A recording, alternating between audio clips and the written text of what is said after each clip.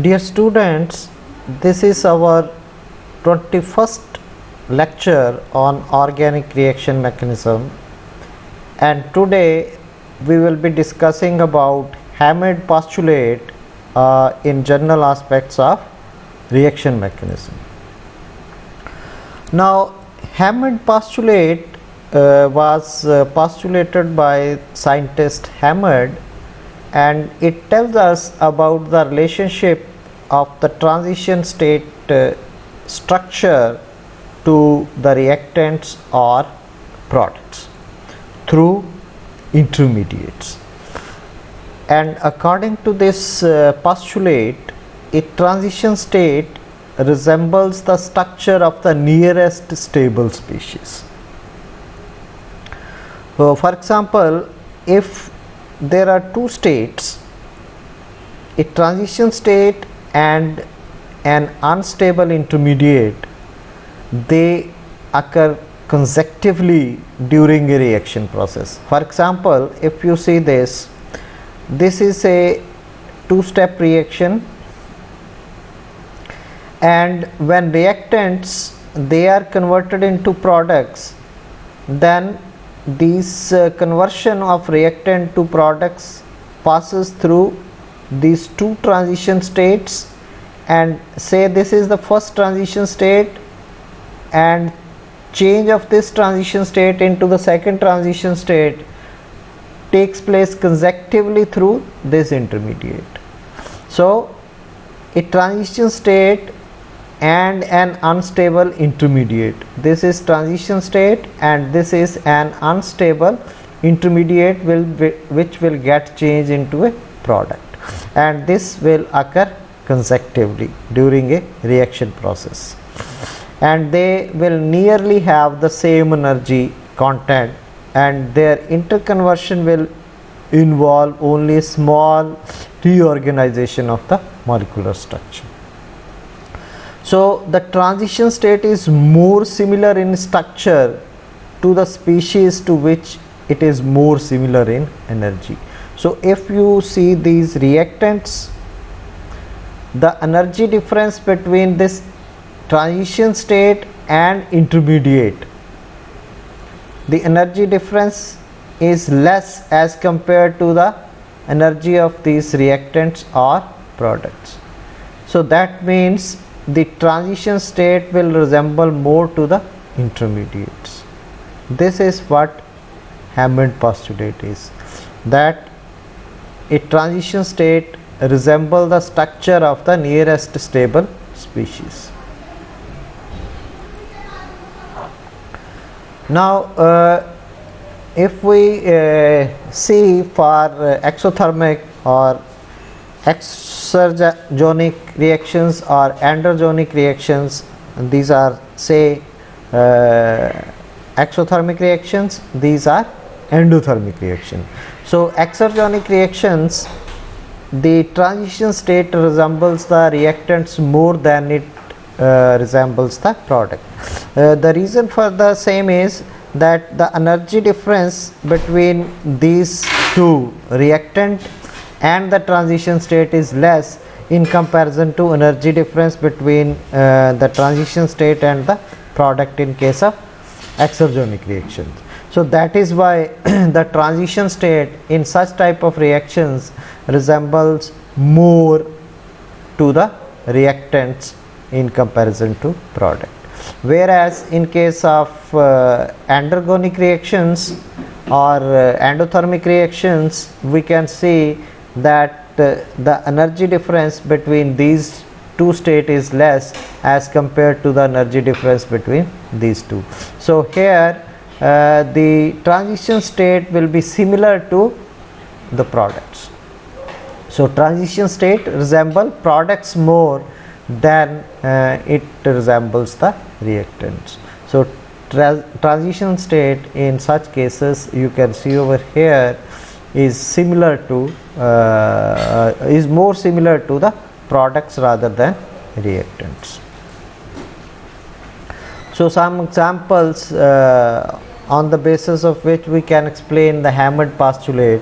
For example, SN1 type of reactions, And as you know that unimolecular nucleophilic substitution reactions, they take place in two steps.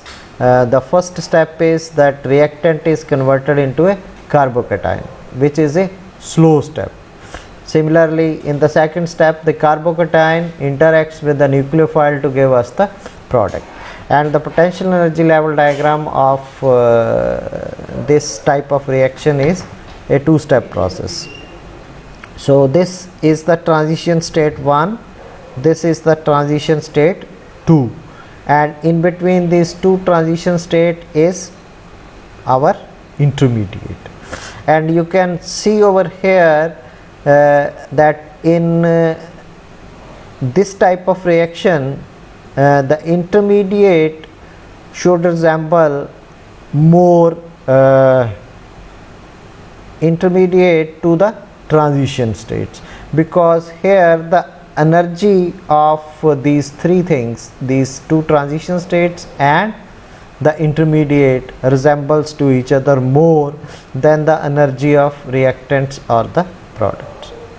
So here according to Hammett principle, both transition state 1 and transition state 2, they will resemble more with the intermediate than either to the reactants or the product, because they here these three things, transition state 1, transition state 2 and the intermediate state, they are closest in energy than the reactants or products. So this is what how we can explain Hammett postulate in case of SN1 type of reactions. Then similarly these acid catalyzed carbocation rearrangements here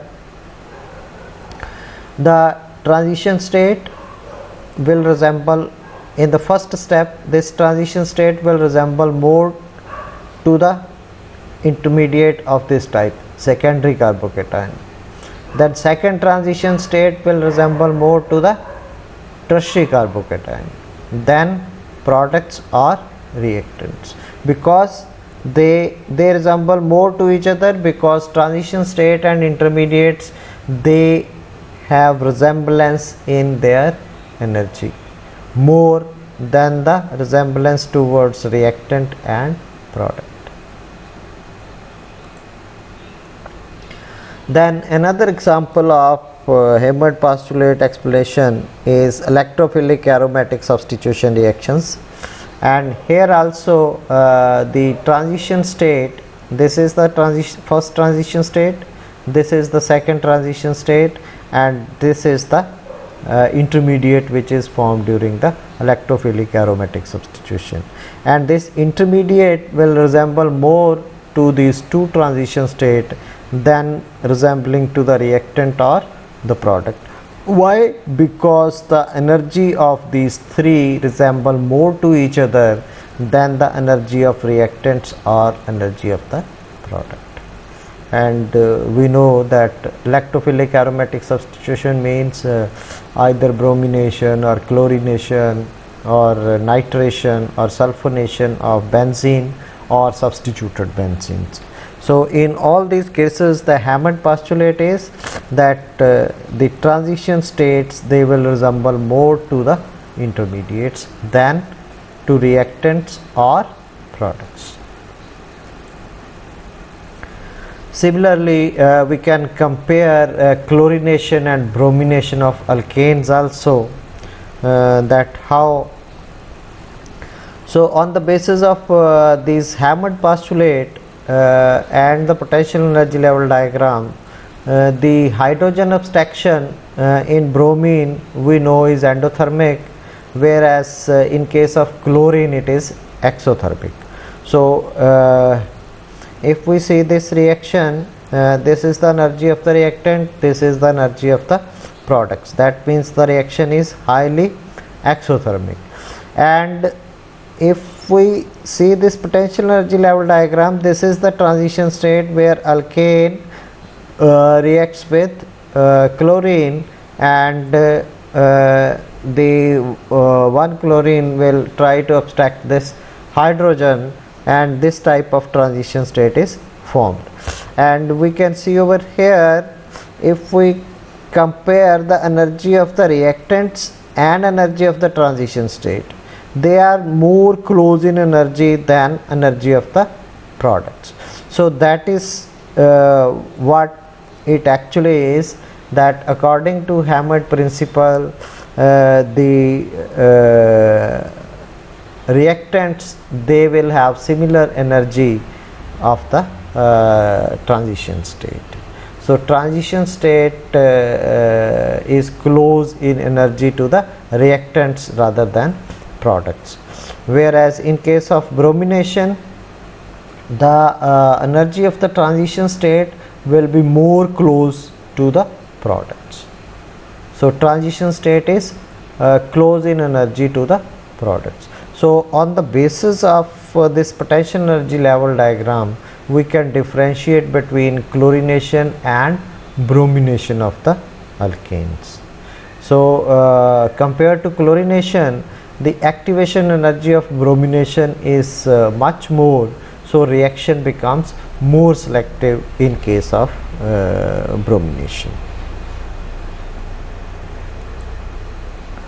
So application of Hammett principle, this principle can explain the relationship between rate of reaction and stability of the product, because of the profile of various transition states and intermediates in comparison to reactant and products. We can tell that whether the products will be more stable in comparison to reactants or not. Then this Hammett principle is applicable to lactophilic aromatic substitution reactions, as you have already seen that according to Hammett principle, the intermediates and transition states, they are more close in energy than the energy of the reactants and the products. Similarly, we have seen in case of bromination and chlorination of alkanes that how bromine is more selective in product formation in comparison to chlorine.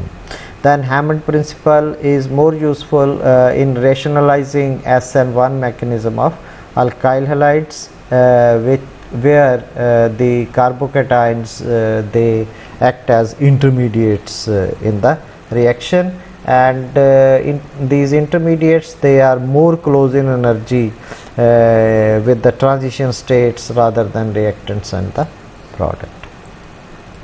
The limitations of Hammett postulates is that there are no theoretical basis for this postulate, only this is a qualitative kind of a thing. This is not a quantitative kind of thing.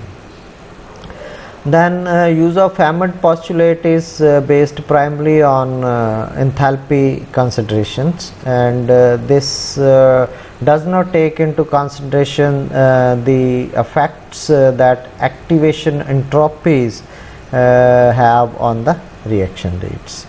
Then in case of Bronsted catalysis law, then only selective group of acids or bases they can be used for this Hammett postulate. All types of acids and bases, they cannot be used for this Hammett postulate.